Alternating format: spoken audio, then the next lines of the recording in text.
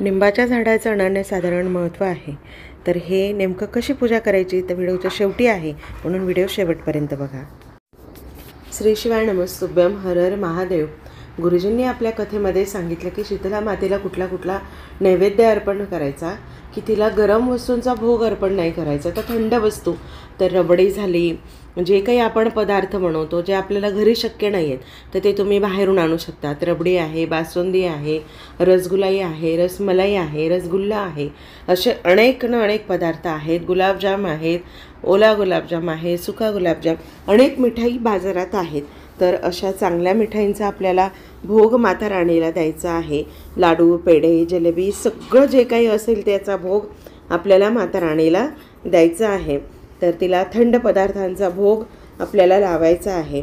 ह्या पद्धतीने ज्या मिठाई तुम्हाला ॲवेलेबल असतील त्या मिठाईचा भोग तुम्हाला माता राणीला लावायचा आहे.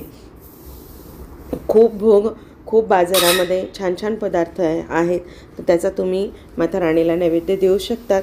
तर माता राणी ही देवीचंच एक रूप आहे, म्हणून देवीला आपण जे मिष्टान्नाचे भोग लावतो तेच भोग आपल्याला माता राणीला लावायचे, शीतला मातेला लावायचे. परंतु थंड पदार्थांचा नैवेद्य आपल्याला शीतला मातेला लावायचा आहे. गरम जलेबीसुद्धा तुम्ही घेऊन येऊ शकतात, परंतु तिला गार होऊ द्यायची आहे आणि मगच नैवेद्यात वापरायची आहे. आता ह्या ठिकाणी ही कलिंगडाची साल काढून घेतली. कलिंगड गार असतं आणि ते ह्या दिवसात येतं, म्हणून कलिंगडाच्या पाठीची भाजी केली जाते. शीतल पदार्थांचा नैवेद्य म्हणजे काय, तर थंड पदार्थांचा नैवेद्य शीतला मातेला दिला जातो. तर मग आपण जर पोळी भाजी करायची असली तर मग भाजी कुठली करायची, तर मग कलिंगडाच्या पाठीची भाजी करायची आणि तिचा नैवेद्य दाखवायचा. तुमच्या पद्धतीने तुम्ही तिखट, मीठ, मसाले या भाजीमध्ये टाकून आपण त्याचा भोग लावायचा आहे.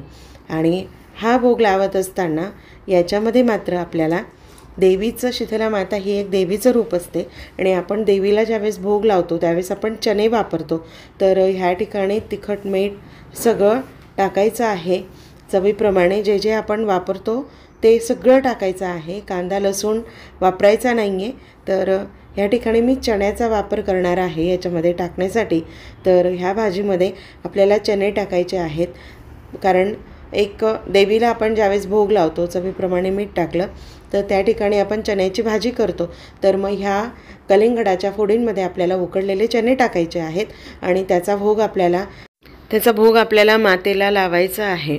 आणि हे थंड पदार्थ का नैवेद्याला ठेवायचे, आणि सगळ्यात महत्त्वाचं, देवी आईला आपल्याला कुठल्याही अगरबत्तीचा, आरतीचा वापर करायचा नाही आहे.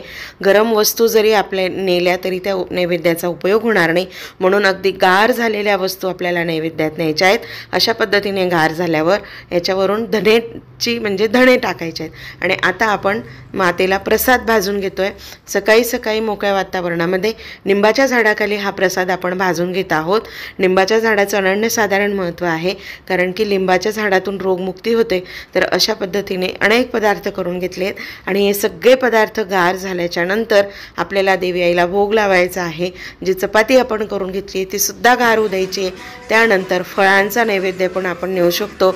फळ, फ्रूट तुमच्याकडे जे असेल त्याचाही भोग आपण मातेला लावू शकतो. तर मातेचं रूप म्हणजे हे पण एका नवदुर्गेतला एक प्रकार आहे आणि पार्वती मातेचं स्वरूप आहे. गुरु द्रोणाचार्यांच्या पत्नी ज्या होत्या त्याच शीतला माता आहेत आणि शीतला मातेला ते वरदान मिळालं आहे की जे मुलं आजारी पडतात, ज्यांच्या फुंशा येतात, ज्यांचा ताप कमी होत नाही, तर अशा लेकरांचं तुला संरक्षण करायचं आहे. पण ते संरक्षण करत असताना शीतला माता चैत्र महिन्यामध्ये निंबाच्या झाडाखाली येते, म्हणून निंबाच्या झाडाखाली तुम्हाला पाणी लावून ते पाणी लेकरांना लावायचं आहे. सगळ्या भोगची थाळी करून आपल्याला निंबाच्या झाडाला पाणी घालायचं आहे. शीतला मातेला नैवेद्य दाखवायचा आहे. आणि शीतला माता निंबाच्या झाडामध्ये वास करते, म्हणून त्या ठिकाणी आपल्याला हे पाणी अर्पण करायचं आहे मातेला. आणि तिथलं पाणी अर्पण केल्याच्या नंतर आपण त्या ठिकाणची माती आपल्याला आणायची आहे. तर ही माती का आणायची, तर ह्या ठिकाणी मंत्र म्हणायचं, शीतला माते नमः. हे देवी शीतला माते, माझ्या लेकरांना छान राहू दे, त्यांना निरोगी राहू दे, त्यांना कुठलेही आजार होऊ देऊ नको, स्किनचे आजार होऊ देऊ नको, देवाच्या फुंशाई येऊ देऊ नको. अशा पद्धतीने प्रार्थना करून आपल्याला शीतला मातेची आराधना करायची. व्हिडिओ आवडल्यास लाईक करा, शेअर करा आणि चॅनलला सबस्क्राईब मात्र नक्की करा. श्री शिवाय नमस्तुभ्यम. हर हर महादेव. जय शीतला माता.